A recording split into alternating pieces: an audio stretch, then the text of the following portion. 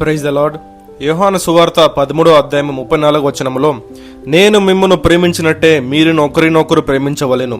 ప్రియమైన సహోదర సహోదరి, దేవుడు చెప్పే మాట ఏమనగా, నేను మిమ్మును శాశ్వతమైన ప్రేమతో ప్రేమించాను, అలాగే మీరును ఒకరినొకరు ప్రేమించాలి.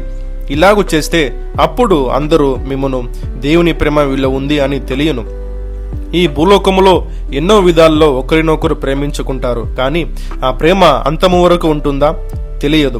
తల్లిదండ్రుల ప్రేమ ఉండొచ్చు, భార్య భర్తల ప్రేమ ఉండొచ్చు, అన్నదమ్ముల ప్రేమ ఉండొచ్చు, స్నేహితుల ప్రేమ ఉండొచ్చు, కానీ వీటిలో ఒకరు మీకు మనసుకు బాధ కలిగేలాగా మాట్లాడినా, ద్రోహము చేసినా కానీ, ద్వేషించినా, మిమ్మను విడిచిపెట్టినప్పుడు భూలోక సంబంధమైన ప్రేమ మనలో ఉంటే మనము వారిని ద్వేషించడం, విడిచిపెట్టుతాం కదా. కానీ మనలో పరలోక సంబంధమైన ప్రేమ మనలో ఉండిన ఎడల మనకు ఎదుటి వారి ఎంత నష్టము కలిగించినా, బాధ పెట్టినా, విడిచినా వారి ప్రేమ మన మీద లేకపోయినను మన ప్రేమ మాత్రం ఇంకా ఎక్కువగా ఉండాలి. అప్పుడు ఇంకా ఎక్కువగా వారిని ప్రేమించాలి. అప్పుడు దేవుని ప్రేమ మనలో ఉండినట్లు. దేవుడైన యేసు ప్రభు సిలువ వేయబడడానికి ముందు శిష్యులందరి పాదములు కడుగుటకు మొదలుపెట్టెను.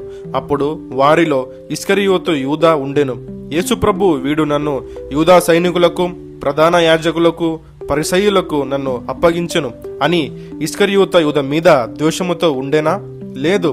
ఎందుకనగా ఆయన ప్రేమ ఆదాము అవ్వ కాలంలో ఉండిన ప్రేమ ఇంతవరకు ఇంక ముందు అలాగే ఉండును.